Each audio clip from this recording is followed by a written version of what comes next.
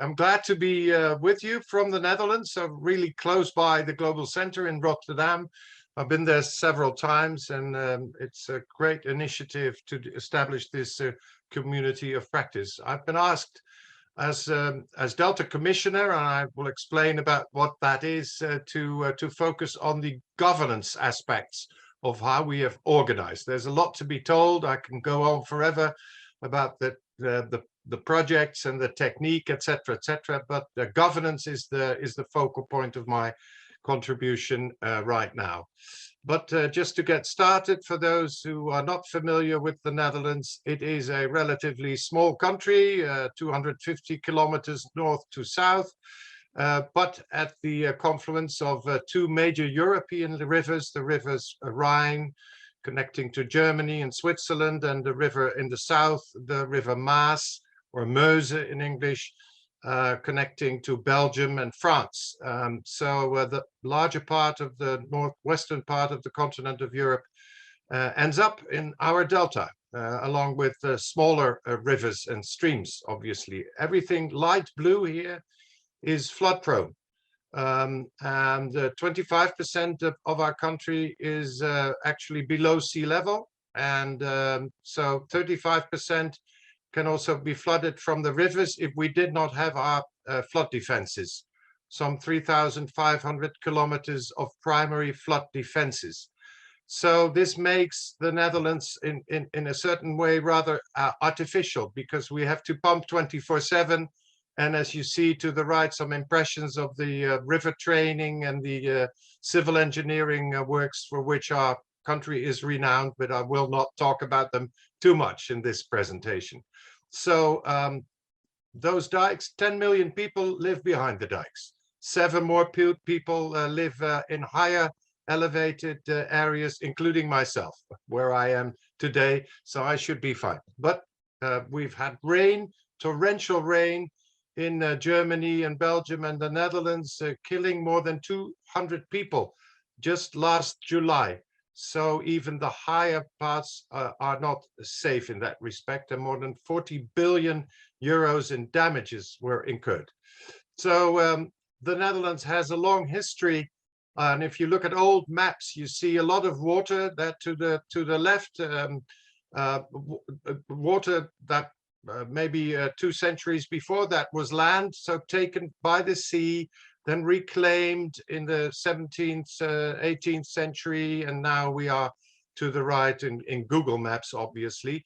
But this enterprise to reclaim land, to make it safe again, has been let's say, a collective enterprise, and that's at the core, I would say, almost cultural core of collectivity and solidarity in the way that we deal with water. It is 100% public responsibility.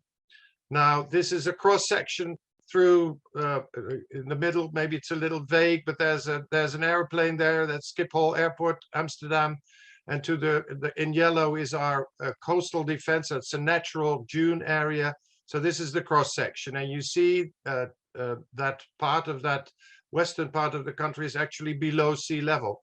If I plot all the challenges in one go, there's a lot there. So we see sea level rise, that's ongoing.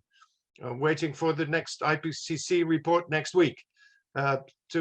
We see storms, we see as a consequence erosion, but also very particular in the Netherlands, salt intrusion, seawater percolating into the low-lying countries, and this area is actually subsiding. There are places in the world where this is going much faster, but it has been going on for 1,000 years in the Netherlands. So 6 meters below sea level, some of these areas. And then to the right, you see changing river discharges. There's less in dry summers, and we see more dry summers. There's more during incidents. Well, currently we're experiencing high waters on the rivers simply because of the rain in the catchment of those rivers. Then a more central top, you see dry summers. That frequency is increasing, but during dry summers, intense rainfall, torrential rain, and then in red, this all, while there is spatial developments of all kinds, 1 million houses have to be built this decade is the challenge. So the invested value is increasing, and not only in monetary terms. This is maybe let's say a physical enterprise. There are physical dimensions, but socio-economic dimensions are just as important as even the cultural dimension. So for that reason, I make a big jump from 1,000 years to the present day. About 15 years ago, there was an existential question was raised in our country after some floodings and near floodings and the climate change debate. The question was raised, can we remain to live in this delta?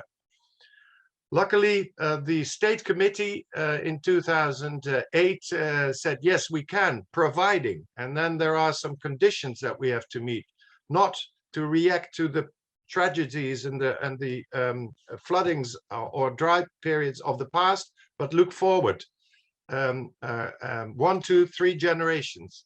So that's very essential, and be adaptive. And for that, an independent commissioner was appointed, and I'm the second in that capacity by law. So there's a Delta Act, and also a Delta Fund was established, which for the Netherlands in the central budget of government is added approximately 1.3 billion euros annually. And then the fund has a span in a time horizon of 14 years. So you can do the calculus. There's billions of euros reserved for investing in water safety, in water availability, and in spatial adaptation, and also maintenance. So those are the 3 topics of the annual Delta program. I'm obliged by law to present a program with 3 plans on these topics every year to Parliament. And they include also, since 2014, specific decisions, for instance, on the position of our coastline and strategies. We do that preferably with sand. So nature-based solutions are preferred over hard concrete.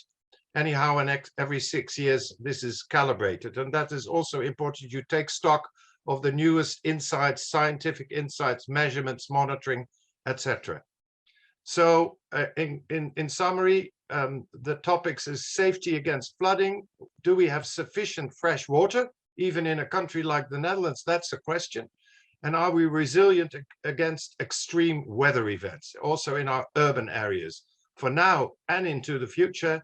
And the science base is very, very important for that. So it is also a national program. This is not just a central government telling us what to do.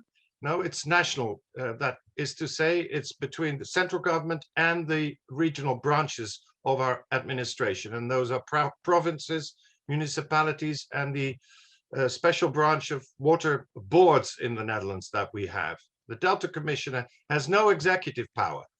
I am an advisor and a coordinator. And I have influence, I hope, but I have no executive power, and that is something to be debated. But I'm confident that that is part of the solution in the Dutch case. Question mark: does this apply elsewhere? Businesses, NGOs, very important. The research I mentioned, but also the residents. Once all this is translated into projects and investments, you need the civil society engagement for all of this to be successful.